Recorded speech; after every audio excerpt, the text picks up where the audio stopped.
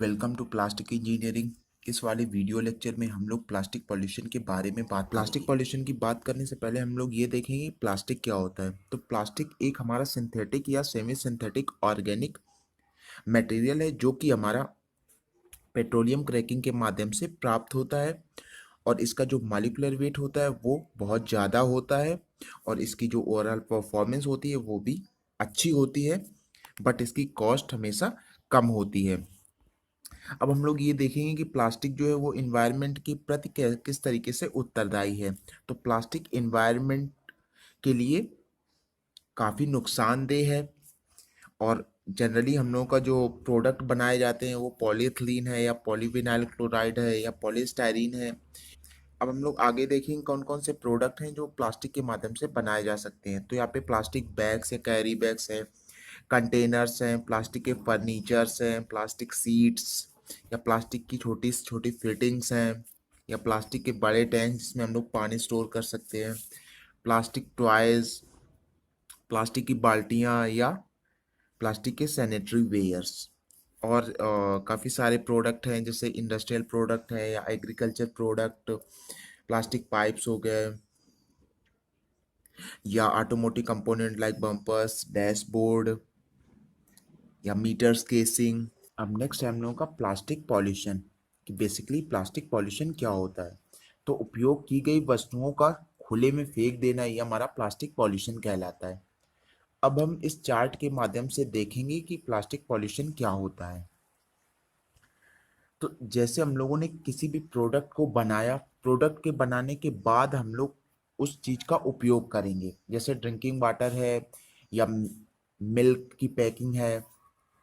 फिर उसके बाद हम लोग क्या करते हैं, उसको खुले में फेंक देते हैं। खुले में फेंकने के बाद वो नदियों से होता हुआ सीधे समुद्र में चला जाता है और समुद्र में उपस्थित जीव जंतु या मछलियां उसको खा लेते हैं, जिसके कारण वो क्या हो जाते हैं, मर जाते हैं और पूरी की पूरी हमारी जो इन्वायरमेंट साइकिल है वो प्रभावित होती है।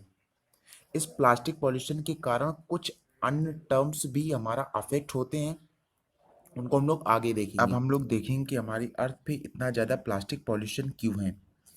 तो क्योंकि हम लोग केवल 5% प्लास्टिक को ही रिकवर कर पाते हैं और हमारी सोसाइटी में प्लास्टिक के प्रति अवेयरनेस नहीं है और जनरली हम लोग प्लास्टिक को क्या करते हैं, कचरे के रूप में फेंक देते हैं।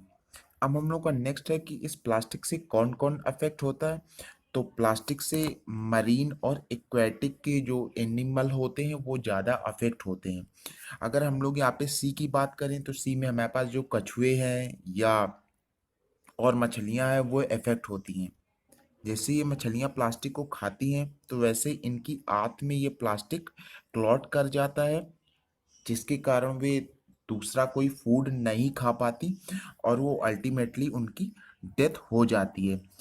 ये प्लास्टिक एक तरीके से और नुकसान पहुंचाता है, जैसे ये सिंगल यूज प्लास्टिक है हमारा, तो ये इनके चारों ओर इस तरीके से फंस जाता है, ये कहीं दूसरी तरफ मूव नहीं कर पाती और ये खुद से प्लास्टिक को हटा नहीं पाती, जिससे इनको बहुत ज़्यादा प्रॉब्लम होती है। जो हमारे पास प्लास्टिक बैग है वो हमारी पृथ्वी को भी बहुत ज़्यादा नुकसान पहुंचाते हैं, क्योंकि इस प्लास्टिक बैग को हम लोग डायरेक्टली लैंडफिल कर देते हैं, हम लोग इसकी रिसाइकलिंग नहीं करते।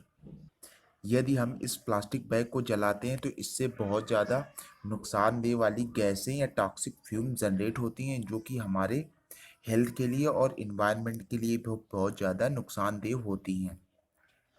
और ये जो प्लास्टिक बैग होते हैं इनको हम लोग सभी जगह पे फेंक देते हैं, जैसे वाटर बॉडीज हो गई या पार्क हो गए, बीचेज हो गई या स्ट्रीट हो गई, जिसके कारण हमारा पूरा इन्वायरमेंट बहुत प्रदूषित हो जाता है। नेक्स्ट है हम लोगों का प्लास्टिक ह्यूमन लाइफ पर किस तरीके से अफेक्ट डालता है। तो जब हम प्लास्टिक का प्रोडक्शन करते हैं तो उसके द्वारा हमारे पास बहुत सारे केमिकल रिलीज होते हैं जो कि हाईली टॉक्सिक होते हैं और हमारे शरीर को और पृथ्वी को ओवरऑल नुकसान पहुंचाते हैं। कुछ प्लास्टिक के कॉन्स्टिट्यूएंट जैसे बेंजीन कैंसर का कारण बनते हैं और उनमें से जो प्लास्टिक रेजिन भी होते हैं वो हमारे पास क्या होते हैं, ज्वलनशील होते हैं, जो कि सेवरल एक्सीडेंट के लिए उत्तरदायी होते हैं। अब जैसे हम लोगों की प्लास्टिक एक बार बन जाती है तो वो सभी के लिए हार्मफुल है, क्योंकि प्लास्टिक के डिस्पोजेबल के लिए डिफरेंट टाइप की प्रोसेस हम लोग अप्लाई करते हैं, जैसे रिसाइकलिंग है, बर्निंग है या लैंड फिलिंग है। तो ये सभी प्रोसेस हमारे इन्वायरमेंट के लिए घातक हैं। जब हम इसको रिसाइकलिंग करते हैं तो उससे काफ़ी सारे फ्यूम्स या हाइड्रोकार्बन जनरेट होते हैं, जो कि हमारे स्किन और रेस्पिरेटरी सिस्टम को नुकसान पहुंचाते हैं। अब नेक्स्ट हम लोग का 5 R for plastic. Plastic pollution को दूर करने के लिए 5 टाइप की R प्रयोग किए जाते हैं। जैसे हमारा रिड्यूस है कि प्लास्टिक को हम कम उपयोग करें, रीयूज़ है दोबारा से उसी प्लास्टिक को फिर से उपयोग करें, रिसाइकल करें, रिबाई करें, या तो हम लोग क्या करें, रिकवर करें। अगर हम लोग वेस्ट मैनेजमेंट के अकॉर्डिंग देखें तो प्लास्टिक को हम लोग अवॉइड करेंगे, उसको कम उपयोग करेंगे, दोबारा से उसका उपयोग करेंगे, उसकी रिसाइकल भी करेंगे, उसको रिकवर करेंगे और उसको सही तरीके से क्या करेंगे, ट्रीट करेंगे, और उसका जो डिस्पोज करेंगे वो भी अच्छी तरीके से करेंगे। प्लास्टिक पॉल्यूशन से बचने के लिए हमें क्या क्या उपाय करने चाहिए? तो सबसे पहले जो सिंगल यूज़ प्लास्टिक है उसको हमें उपयोग नहीं करना चाहिए, और जब हम किसी शॉपिंग मॉल से सामान खरीद रहे हैं तो उसे अपने शॉपिंग कैरी बैग में रखना चाहिए। इसके बाद जो हम लोग माइक्रोवेव में प्लास्टिक उपयोग करते हैं उसकी जगह ग्लास या सिरेमिक का उपयोग करना चाहिए। और जैसे हम लोग ट्रैवल मग प्लास्टिक का उपयोग करते हैं तो वहाँ पे हम लोगों को स्टेनलेस स्टील का उपयोग करना चाहिए। यदि जहाँ जहाँ पे हम लोग प्लास्टिक को अवॉइड नहीं कर सकते तो वहाँ पे हमें क्या करना चाहिए, उसको रिसाइकलिंग करना चाहिए, और रिसाइकलिंग कोड कंटेनर के नीचे लिखा होता है, जो कि एक हमारा ट्रायंगल के रूप में दिया होता है। नेक्स्ट हम लोगों का जो सामान खरीदना है वो हमें लोकल मार्केट से ही खरीदना है, और जहाँ तक हो सके बॉटल को अवॉइड करना है। अब नेक्स्ट हम लोगों का प्लास्टिक पॉल्यूशन को दूर करने के लिए हमारी रिस्पॉन्सिबिलिटी कौन कौन सी होती हैं। क्योंकि जो प्लास्टिक है उसको हमारे डेली लाइफ से एलिमिनेट करना बहुत ही मुश्किल है, लेकिन हमें हेल्थ और इन्वायरमेंट के लिए इसका उपयोग कुछ कम करना पड़ेगा। इस वजह से हमें डिस्पोजेबल और पब्लिक अवेयरनेस का जो मैनेजमेंट है वो बहुत अच्छी तरीके से करना है, और जो प्लास्टिक का उपयोग कर रहे हैं वो बहुत ही कम करना है, और जो इसकी रिसाइकलिंग कर रहे हैं या डिस्पोज कर रहे हैं वो प्रॉपरली करनी है।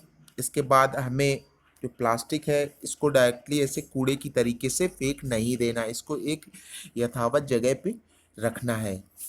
इस वाले वीडियो में इतना ही। नेक्स्ट वाले वीडियो में हम इसके आगे के टॉपिक्स के बारे में बात करेंगे।